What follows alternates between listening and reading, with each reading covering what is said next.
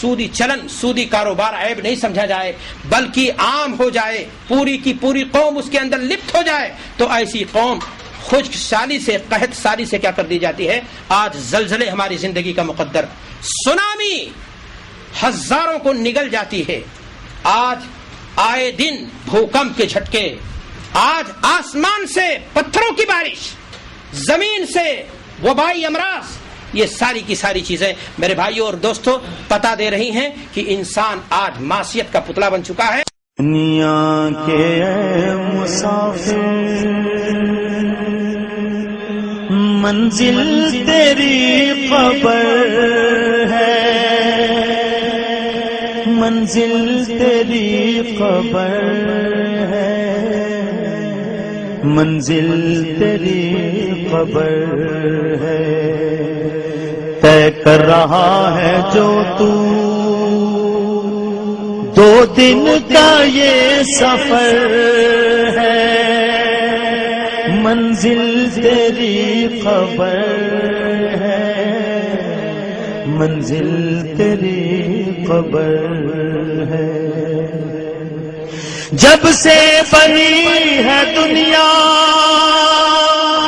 لاکھوں کروڑوں آئے، لاکھوں کروڑوں آئے، باقی رہا نہ کوئی، مٹی میں سب سمائے، مٹی میں سب سمائے، اس بات کو نہ بھولو، سب کا یہی حشر ہے، منزل تیری قبر ہے، دنیا کے مسافر۔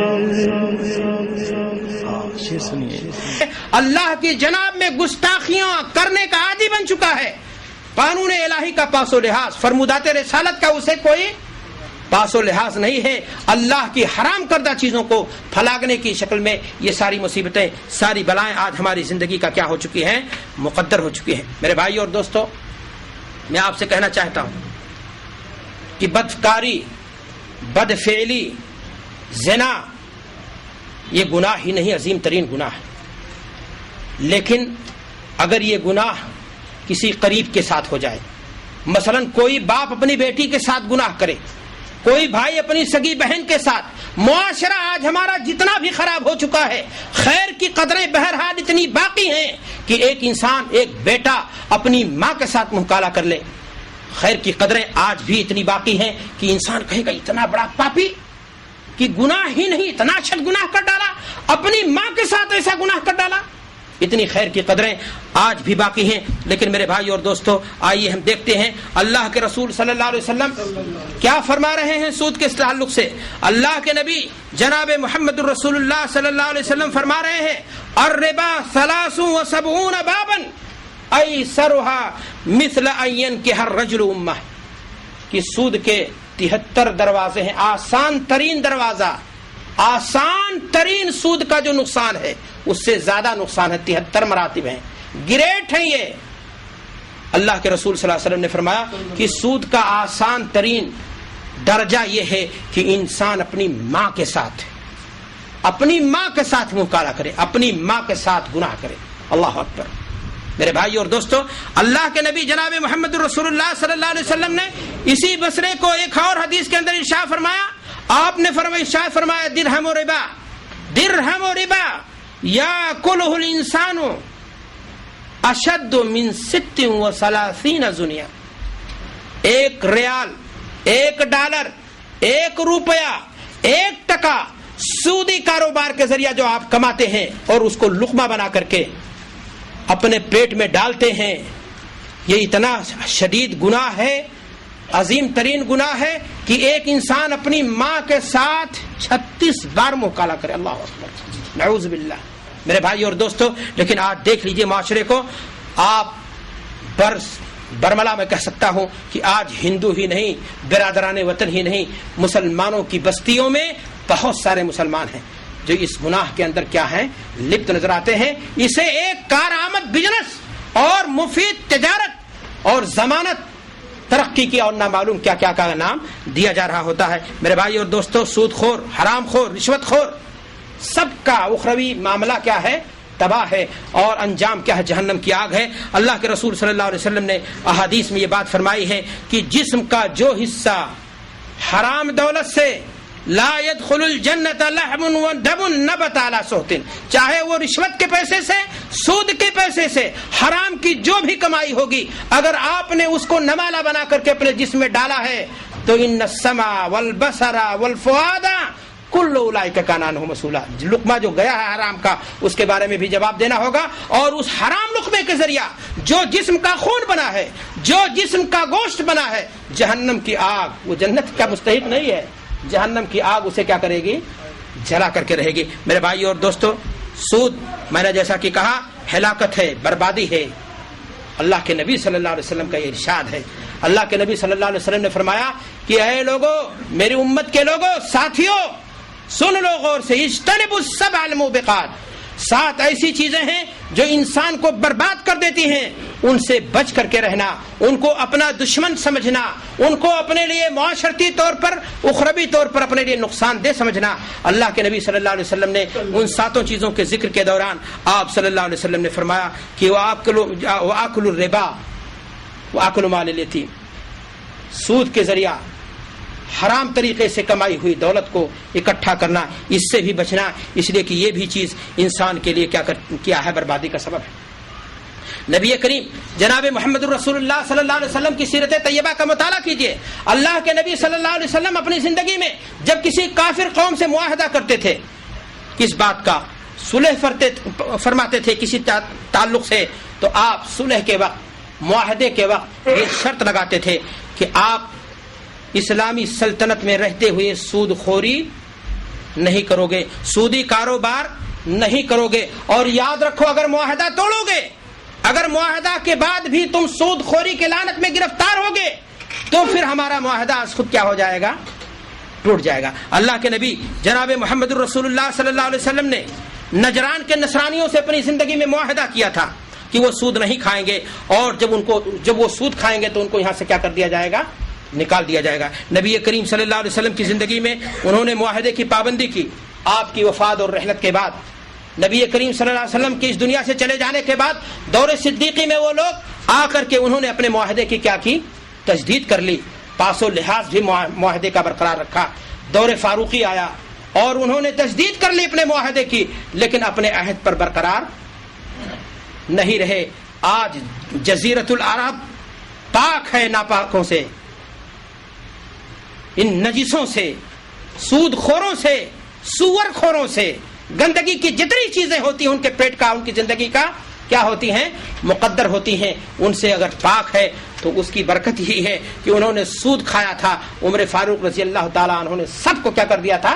نکال کر کے بھگا دیا تھا۔ میرے بھائی اور دوستو، یہاں غور کرنے کی چیز یہ ہے کہ اسلام نے نہ صرف یہ کہ سود کو حرام قرار دیا، اسلامی سلطنت میں سود کی اجازت نہیں دی، ایک مسلمان کے لیے سودی کاروبار کرنے کی اجازت نہیں دی، بلکہ اسلامی سلطنت میں ایک کافر کو بھی اس نحوست سے روکا ہے، اس غلط کام سے روکا ہے، تاکہ اس کی نحوست کسی اور تک، اس لیے کہ ایسا انسان اللہ کے غضب کا کیا ہوتا ہے؟ سبب بن جاتا ہے۔ ایسا کام اللہ کی ناراضگی کا کیا ہوتا ہے؟ سبب بن جاتا ہے۔ اللہ کے نبی جناب محمد الرسول اللہ صلی اللہ علیہ وسلم نے اس کو روکا ہے اور اس سے بچنے کی کیا کی ہے؟ تلقین کی ہے۔ میرے بھائیوں، آج افسوس کے ساتھ کہنا پڑ رہا ہے کہ ان واضح ارشادات کے باوجود بھی ہمارے معاشرے میں افراد نہیں، شخصیتیں نہیں، کالونی کی کالونی، بستیوں کی بستیاں صوم و صلات کے پابند ہیں، حج و زکوٰۃ بھی کرتے ہیں۔ پیشانی دیکھو، سجدے کی برکت سے، نشانی سے کیا ہے؟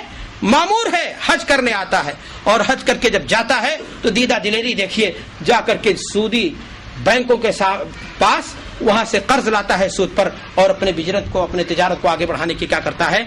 کوشش کرتا ہے۔ ایک طرف اللہ کی عبادت اور دوسری طرف اللہ سے کیا کرتا ہے؟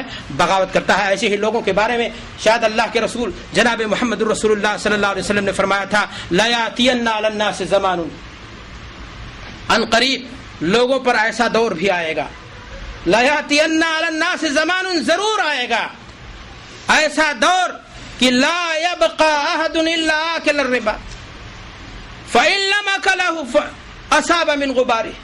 اللہ کے رسول صلی اللہ علیہ وسلم نے فرمایا تھا کہ ایسا زمانہ آ جائے گا کہ لوگ سود ضرور کھائیں گے، سب کے سب اس میں ڈوبے ہوں گے، اور اگر ڈائریکٹ وہ سود نہیں کھا رہا ہوگا تو دھول تو اس کا اڑ کر کے، دھواں اس کا اڑ کر کے اس کو کہیں نہ کہیں سے اس کی زندگی میں، جی ہاں آج ہمارے ملکوں کے جو معاملات ہیں وہاں پر رہنے والے ہم لوگ جو ہیں، آپ کہیں جائیے کوئی چیز خریدنے کے لیے مسائل ایسے ہیں، زندگی ایسی پریشان کر دی گئی ہے، اس لیے کہ تجارت کی باغ ڈور، سیاست کی باغ ڈور، معاملات کی باغ ڈور، دنیا کی قیادت کی باغ ڈور آج ظالموں کے ہاتھوں ہے۔ پیسہ ہمارا ہوتا ہے، بینکوں میں ان کے ہوتا ہے، اور ہم بے دست و پا ہوتے ہیں، ہمارے پیسے سے ہمارے اوپر بزنس و تجارت کے قید اور شروط کیا کیے جاتے ہیں، متعین کیے جاتے ہیں۔ میرے بھائی اور دوستو، میں نے آپ سے کہا کہ اللہ کے رسول صلی اللہ علیہ وسلم نے ایک اور حدیث کے اندر ارشاد فرمایا، یاتی علی الناس زمان، ایسا زمانہ بھی آئے گا، لا یبالی المرء ما اخذ امن الحلال ام من الحرام، کہ ایسا بھی زمانہ آ جائے گا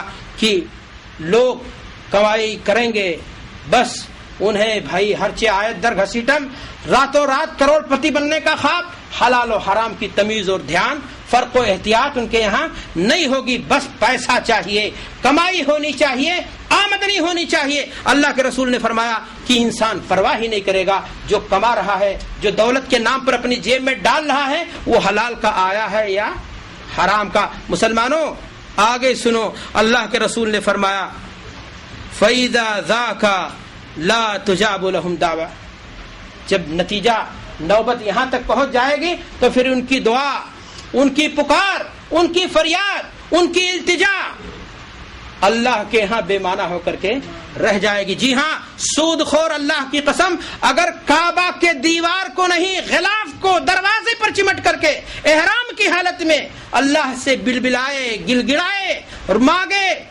تو اللہ تبارک و تعالیٰ اس کی پکار کو سننے والا نہیں ہے، اس لیے کہ مجرم ہے ایسا انسان، اللہ کا، قانون کا، اسلام کا دشمن ہے ایسا انسان جس نے اللہ کے قانون کو کیا کیا ہے، چیلنج کیا ہے، اور سودی کاروبار کر کے کیا کیا گیا ہے، کمائی اکٹھا کر کے حد پہ پہنچا ہے۔ میرے بھائی اور دوستو، اللہ کے رسول صلی اللہ علیہ وسلم کی بڑی مشہور حدیث ہے، آپ صلی اللہ علیہ وسلم فرماتے ہیں کہ انسان آتا ہے اشعث اغبر یمد یدیہ الی السماء فیقول یا ربی یا ربی وملبسہ حرام ومطعمہ حرام وغذی بالحرام فأنی استجاب لہ۔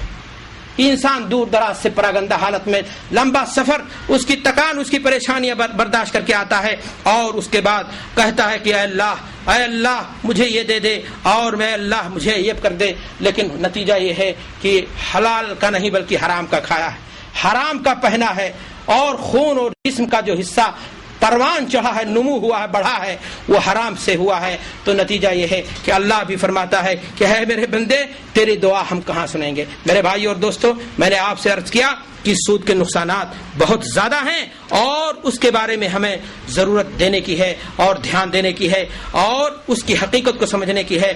آپ اس زمانے میں لوگوں کے دھوکے میں نہ آئیں۔ بہت سارے لوگ آپ کو ملیں گے جو آپ کو بہت ساری باتیں کہہ کر کے دھوکہ دینے کی کیا کریں گے، کوشش کریں گے۔ وہ یہ بھی آپ سے ہو سکتا ہے کہیں کہ سود وہاں حرام ہے جہاں اسلامی ملک ہو، دارالحرب میں سود کیا ہے، حلال ہے۔ یہ بھی فلسفہ آپ کے سامنے پیش کیا جا سکتا ہے کہ اللہ کے رسول صلی اللہ علیہ وسلم کے زمانے کی سود کی نوعیت الگ تھی، مالدار غریب سے کوئی کرتا تھا، معاملہ کرتا تھا، غریب اتنا مجبور تھا کہ لقمہ حاصل کرنے کے لیے سود پر کیا کرتا تھا، دولت لاتا تھا یا پیسہ لاتا تھا۔ آج کے زمانے میں بڑے بڑے بزنس کی شکل میں انسان کاروبار کر رہا ہے، اور اس کا پرافٹ اور اس کا جو ہے بونس نام اس کا رکھ لیتے ہیں، کیا کیا بینکوں میں انکریمنٹ، اور کیا نام ہے بینیفٹ، نام بدل بدل کر کے کہتے ہیں۔ یہ سود نہیں ہے، یہ کیا ہے، بونس ہے، یہ نفع ہے۔ میں آپ سے ایک بات کہنا چاہتا ہوں، شراب حرام ہے، بوتل بدلنے سے حرام چیز حلال نہیں ہو جائے گی۔ آپ شراب کا نام وسکی رکھ لیں، بیئر رکھ لیں، یا اور کوئی چیز رکھ لیں، شراب ہے اور اللہ نے اسے حرام قرار دیا ہے۔ سود حرام ہے تو حرام ہے، اور سود کی جملہ قسمیں حرام ہے، چاہے وہ دارالحرب کا معاملہ ہو یا اور کسی کا ہو، چاہے کمپنی کی شکل میں کوئی کھول کر کے آپ کو بزنس دیتا ہے، یا امیر و غریب کا معاملہ ہے، یا اور کسی طریقے سے ہے۔ میرے بھائی اور دوستو، یہ شیطانی پینترا ہے اور محض دھوکہ ہے، محض دھوکہ۔ شیطان اپنی دسیسہ کاریوں کے ذریعہ، اپنی فتنہ سامانیوں کے ذریعہ آپ کو حرام کے طوفان میں، حرام کی آندھی میں جھونک دینا چاہتا ہے، اور حرام کی آندھی جب ہمارے اوپر آئے گی، ہم اس میں لپت ہو جائیں گے، تو پھر اللہ کی رحمتیں ہم سے کیا ہو جائیں گی؟ دور ہو جائیں گی۔ اللہ کے نبی جناب محمد الرسول اللہ صلی اللہ علیہ وسلم کی لعنت کا انسان کیا ہو جائے گا؟ مستحق ہو جائے گا۔ یاد رکھو، ایک انسان کے قدم اللہ کی جناب میں ہل نہیں سکتے ہیں یہاں تک کہ اس سے اس بارے میں پوچھ لیا جائے کہ کہاں سے کمایا ہے اور کہاں۔ حلال کمانا بھی ضروری ہے، حلال راستے میں خرچہ کرنا ضروری ہے۔ آج ہماری پریشانیاں بہت ہیں، ہمارے بہت سارے بھائی ہیں جو کماتے حرام کا، اللہ کے بناتے کیا ہیں؟ مسجد